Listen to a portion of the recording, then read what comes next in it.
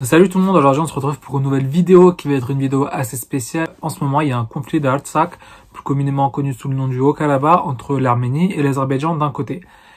Et étant donné que je suis d'origine arménienne, je me sens obligé de faire une vidéo sur ça pour vous expliquer, étant donné que les médias en parlent très peu, qu'il y a beaucoup de fausses informations qui circulent autour de ce conflit.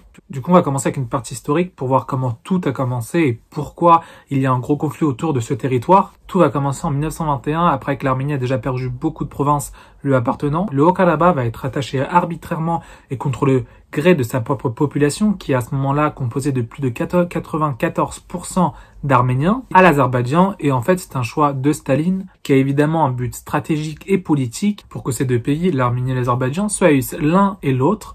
Et en fait, n'est pas l'idée de se retourner contre Staline. Et durant plusieurs décennies, les Arméniens de cette région-là vont subir de nombreuses discriminations liées à leur ethnie. C'est ainsi que plusieurs villages arméniens vont être démantelés, contrairement aux villages azerbaïdjans qui, eux, vont rien avoir. La situation ne va pas évoluer jusqu'au 20 février 1988, là où la région va s'autoproclamer. Et à ce moment-là, sur une population d'environ 189 000, on a environ 145 000 Arméniens, c'est-à-dire environ 75%.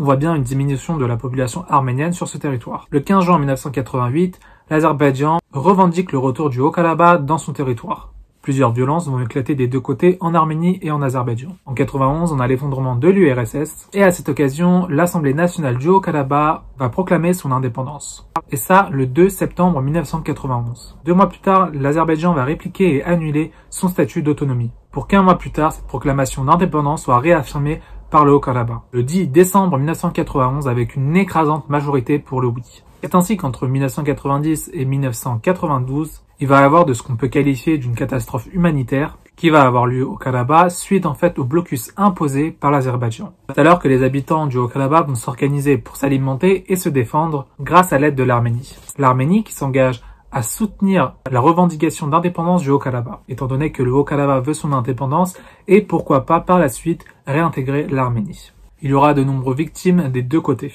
C'est en 1994 que le groupe Minsk, créé pour l'occasion, coprésidé par la France, les États-Unis et la Russie, vont réussir à avoir en fait un cessez-le-feu. Et jusqu'à aujourd'hui, le cessez-le-feu qui a été plusieurs fois rompu par l'Azerbaïdjan, notamment en 2016, qui a suivi d'une guerre des 4 jours, causée donc par une attaque de l'Azerbaïdjan, va se conclure par une victoire militaire du Haut-Karabakh. C'est ainsi qu'on se retrouve en 2020 avec une nouvelle guerre qui en est aujourd'hui à son 8e jour et qui a commencé par un bombardement venant de l'Azerbaïdjan à la capitale du Haut-Karabakh.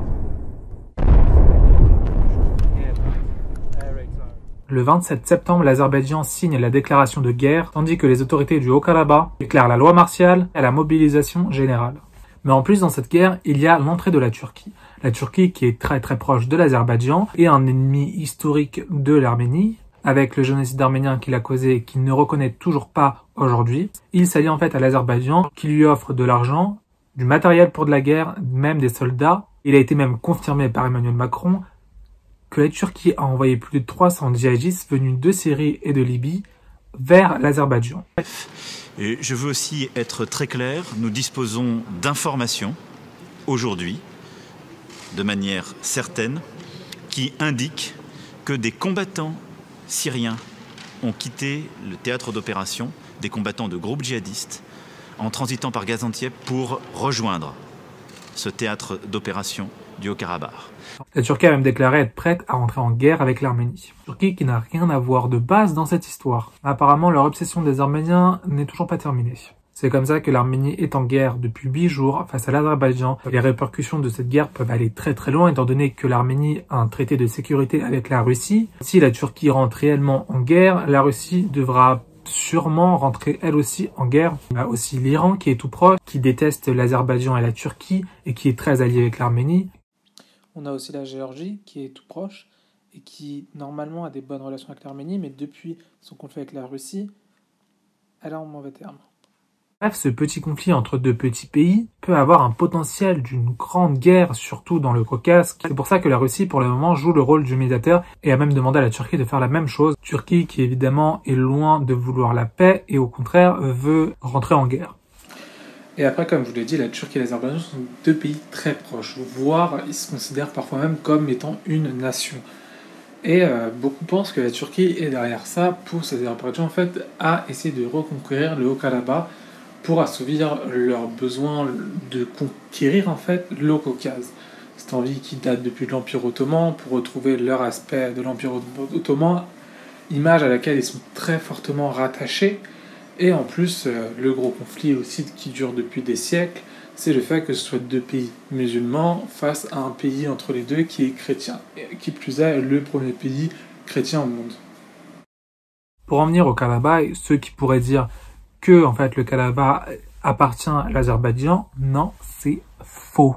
Le Haut-Karabakh n'appartient pas historiquement à l'Azerbaïdjan, c'est faux. C'est faux. Le groupe ethnique qui va devenir en fait les Azerbaïdjanais ne va rentrer dans le Caucase qu'au XIIe siècle après Jésus-Christ. Tandis que le Karabakh fait partie de l'Arménie et est peuplé d'Arméniens depuis le 5e siècle avant Jésus-Christ. C'est une terre en fait qui a été promise illégalement à l'Azerbaïdjan par Staline, sans même la décision du peuple qui y vivait. En plus, pour ceux qui disent que les Arméniens ont délocalisé les Azerbaïdjanais, qui ont envahi ces places, on peut voir qu'en 1823, soit 5 ans avant même l'entrée de l'Empire russe dans la région, il a été montré par un recensement que plus de 90% de la population là-bas étaient des Arméniens.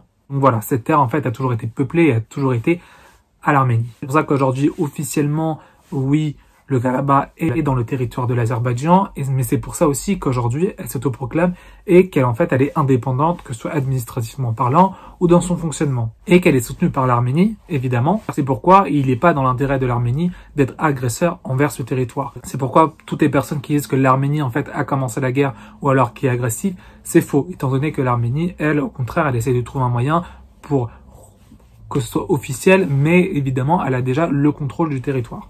Alors que l'Azerbaïdjan a tout simplement refusé tous les accords de paix que le groupe Minsk a proposé durant ces nombreuses années. Et non, l'Arménie n'occupe pas illégalement ce territoire, étant donné que le gouvernement même du Karabakh s'est autoproclamé et a voté son indépendance. Elle est donc pas sous la tutelle de l'Azerbaïdjan. Elle n'a jamais été. Bref, j'espère que cette vidéo vous a plu. N'hésitez pas à plus vous renseigner sur le sujet, étant donné que j'ai essayé de faire une vidéo très courte. Je peux pas tout mettre dans la vidéo, mais n'hésitez pas à vous informer le plus possible sur la situation. Je vous ai aussi mis des liens pour faire des dons envers l'Arménie dans la barre d'infos de la vidéo. Et on se retrouve très bientôt pour une nouvelle vidéo.